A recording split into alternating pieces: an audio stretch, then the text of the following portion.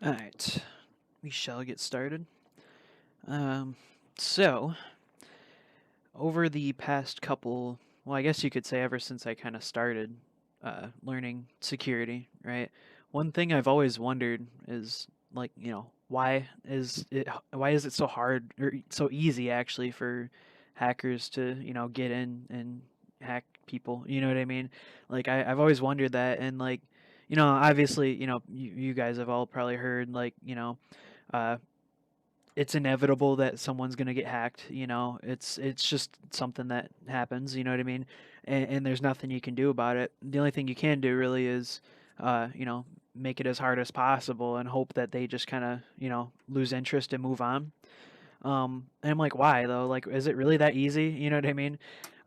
So I don't know. I kind of thought about this, and I'm like, it kind of makes sense though, right? Because everything can be done differently. There's so many different ways to like, write code and do certain things. You know what I mean? Um, and it's impossible for a defender to prepare for anything. Uh, and I'll show you guys an example here. So let's write. I'll write a simple script. I actually have it on my GitHub. Uh, so here, let's pull that up real quick. Okay, here. As you can see, I already kind of prepared for it. um, we'll call this just a loop, right? Uh, and this is technically, if you think about it, this isn't really malware, um, but it can be, right? Set the counter to equal to 0, right? Set n to equal 0, and then we'll create the loop here. So while n is greater than or equal to 0. Oh, I can't type. There we go. So this basically means that anytime, as long as n is equal or greater than or equal to 0, keep going, which means that this is an endless loop, right? Because we're going to keep counting up. It's never going to stop, you know? Uh, oh, you're all good. Uh, okay. Uh, so yeah, so anyway, sorry, I'm trying to do 10 things at once here. I have so many windows up.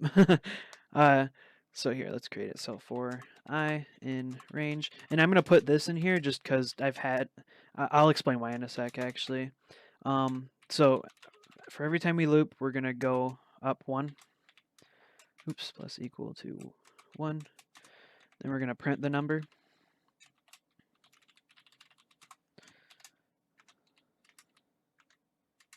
If I can type, there we go. And then ends equal to, and I forget what that does, but yeah, I have it in there, so we're gonna put it in there. And then just print, right?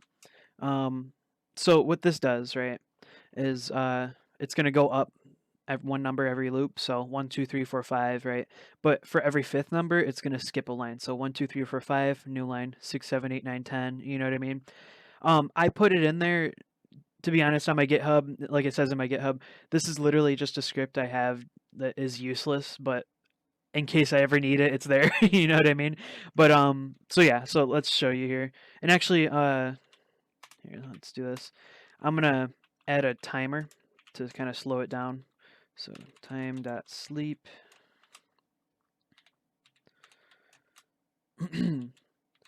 So let's run that. And then loop. There you go. So as you can see, it just counts up every 5 numbers and skips a line, right? Not too bad, right?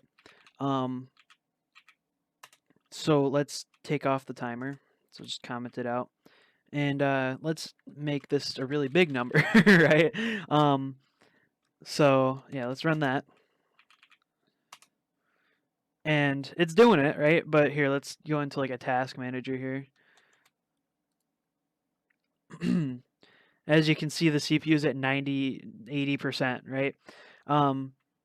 So what I'm getting at with all this is that it's super easy to make code like that and just take down someone's computer. Obviously, if this was like in a a powerful server, you'd have to like rate it a little bit better. I'm sure it can process these numbers fairly quickly. I mean, it did on this computer perfectly fine.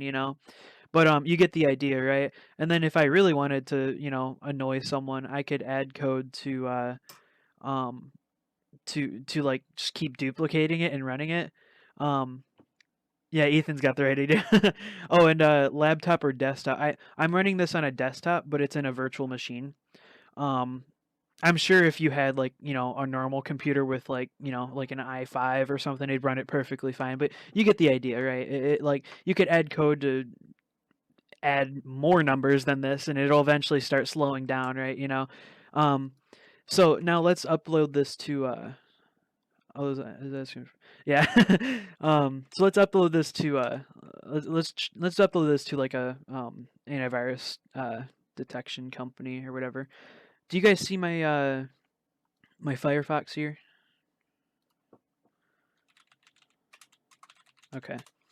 Um, so for those of you that joined late, what I was saying this earlier, I've always wondered why it's so easy for hackers to get in and do stuff, right?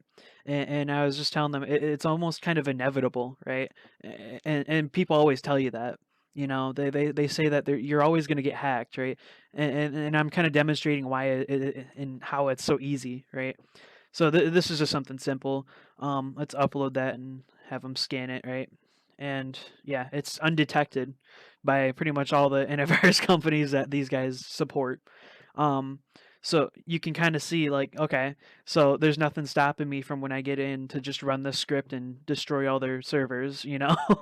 um, so let's create another one. Let's do let's make one that is a little bit more annoying.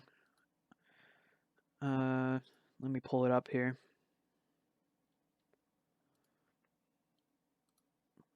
Now, I'm not going to do this on my main computer or in my VM because I actually need this VM. So, here, let's see. Let's call it heart attack. You can see I've already tried doing it before. So import OS, and you know what? I'm just going to copy and paste this one because I'm lazy. I have this on my GitHub. Actually, if you guys want, I'll paste the link right here. All right, let's copy this, and then paste. So what this does, right? This basically it creates a loop for 5 million, um, and then it'll literally what it does is it creates a directory 5 million times with a new name. So it literally just adds a number to the directory because obviously you can't create two directories with the same name, right? Um, and it just says hi, right? So it'll create it like 5 million times. I'm not going to do that because, like I said, I need this VM, but I'll do it 50 times, let's say, uh, just to show you. If you did it like 5 million times, like I had there, uh, I've actually tested it in a Windows virtual machine, and it like died. I couldn't even reboot it or anything. Yeah, it's similar to like a Notepad open batch file. It's similar to that. Um, so let's run it. Actually, I'm gonna make a directory just to make it easier on my life. Um, ASDF, and then there we go. CD. There you go. Okay. So Python 3. Hmm. Oh yeah. Okay. You know what? I think it's because it's in Windows. That's probably why. Here, let's do it on my. I'll do it on my Windows machine. I think I've already tried it earlier. Um, you guys can see uh my Windows machine right now, right? Okay.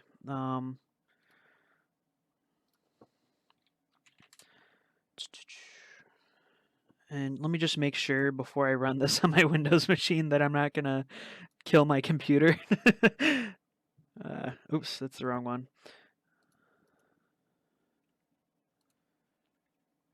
Okay, yeah, I set it to 50. Okay. Whew, all right. So we'll run it here. Computer heart attack. Runs it, right? And now I type dir.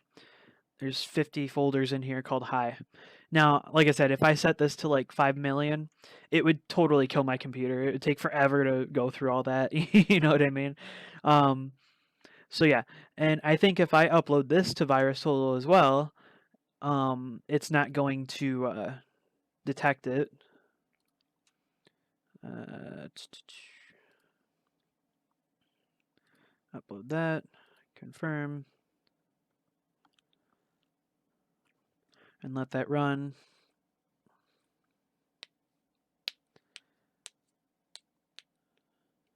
So yeah, it's like pretty much undetected, right? And this is clearly malware. I mean, like it's there's nothing good about it.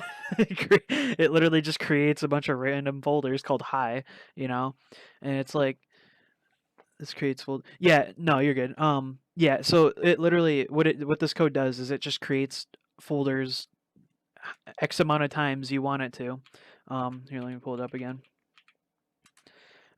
So it literally just loops, right? So after 50 times it'll end, and what it does is it just creates a new folder. I had to add this stuff in here because you can't have a folder with the same name. So I added a number to it basically every time. And yeah, so this is clearly malware, and yet it's not getting detected. So this is mostly to do damage to a computer, not for hacking information. Yeah, this is basically kind of like a DDoS, yeah, to do damage to a computer, like you said. Um, but I'll get to that in a second. So yeah, so as you can see, this is pretty, it's like this is easy, you know what I mean? Like why? And I was wondering this entire time, like why is it this easy, right? Well, a lot of things have to do with like pattern recognition, so like for example, antivirus companies, what they do is when they see some malware, they'll just take a hash of it and add it to their database, right? So if you just change a little bit of code in there, antivirus won't detect it anymore. Obviously, these days they're getting a little bit smarter about it, but you can also add things to like it's called polymorphic code, where it kind of changes by itself, right? Um, you can add things to encrypt it and then decrypt it when it needs to be. Uh, so yeah, so let's get into something a little bit more dangerous, right? Let me find it here. All right.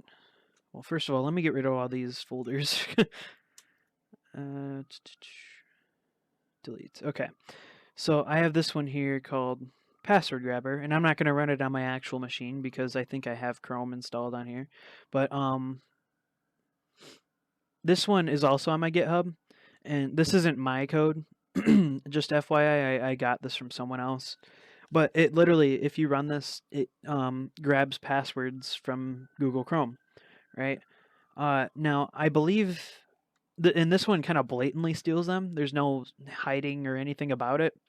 So let's upload it to the website again and see what it says. Uh, and I'm gonna keep it named Password Cracker. So yeah, most of it got undetected except these two here, which, believe it or not, is actually still really good. Because if you think about it, these are pretty major companies here, right? They have Avast, BitLocker. I think they even have WebRoot in here. Um, and only two detected it, which is really good, right? Uh, so and this doesn't. What this means too is if it detects it, all I got to do is just change some code up, and it would probably be different. They probably wouldn't detect it as easily. I could also probably add some encryption to it. Here, let's try that real quick. Let's just do base 64, right? Now, bear with me here because I'm kind of rusty when it comes to encryption in Python. So let me figure that out real quick.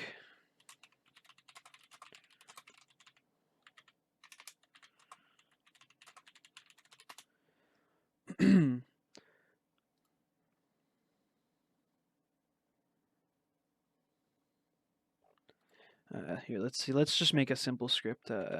Import OS, right? OS.system. I don't know. Dir, right? And then print. If I can type. Hello. Okay. There's just something simple like that. So what you can literally do is you can encode it, right? Then you can copy this and uh,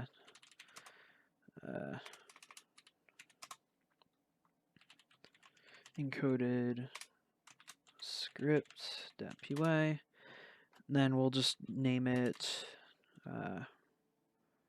code equals paste. Now let's see. So we got to import base 64. And then I think what we can do is decode, oops, if I can type, decode equals base 64 dot b64 decode encoded, oh wait, no, code, we'll just do that.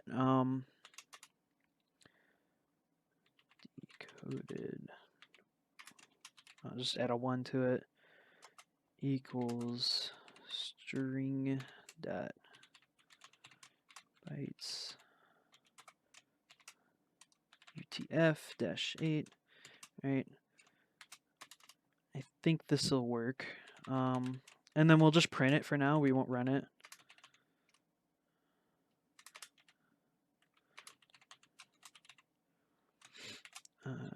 Let's see.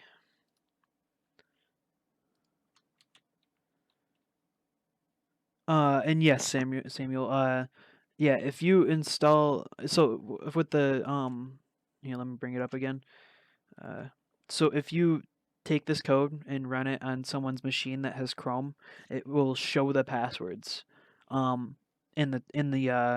show the passwords in the command prompt. It doesn't, if you want, you can add some code to like kind of send it to the victim. Or I mean to you, like through email or whatever. I didn't do that. I just have it so it just kind of shows the passwords. But yeah. And you also actually I'll get to that later. I'll explain that later. So here, let's run this. 3 e, if I can type. Let's see. What did I do wrong? Oh, it's decode. Why do I keep doing that? Decode. All right. That should work. Okay. So now what we can do, right, is we can, I think we just type exec and then decoded 1. Yep, okay. So it literally, what it did is it executed it, and then it listed the directory and then printed hello. So basically what we did here is we added some encryption to our code. So if someone were to look, like, let's say for example, some dude, right, he grabs our code and he wants to see it. So let's say he downloads our code from GitHub, right? But we don't want him to see it. Where'd it go? Oh, it's probably in here. They'll just see this, right? Now, for normal use, this would be just for something that somebody, like if your code is you need it to be kept secret for company purposes, privacy, whatever, you know what I mean? This is what it would be used for. But it can also be used for antivirus, right? You can, this is where the magic happens, right? This code here. But the antivirus, all they see is a bunch of random letters and numbers. So we're kind of hiding our code. Now, some antivirus, if you get like the really strict antivirus software, or if you specify it, they're not going to allow you to run it if it's encrypted code, right? Because I mean that's kind of sus, right? It's kind of suspicious. Why would there be encrypted code? You know what I mean? So yeah, it's stuff like that. But you can also add AES encryption to it and all that stuff. You do have to, if you're gonna encrypt it, you're gonna have to have the password in the script. Excuse me. You're gonna have the password in the script at some point. But what you can do, you can kind of get creative and like say like you can only get the password from a remote server, you know, stuff like that, right? Um, so yeah, interesting stuff. And you can also do it with this. Actually, here, let's try it. Let's throw it in the encoder here. Encode. And yeah, it has all this, you know what I mean? Um, we can throw it in here, and it's just one string of base 64, you know.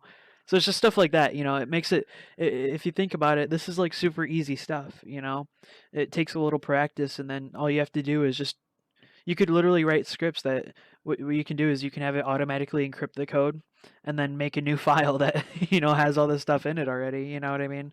It's crazy. So yeah. Does anybody have any questions or anything?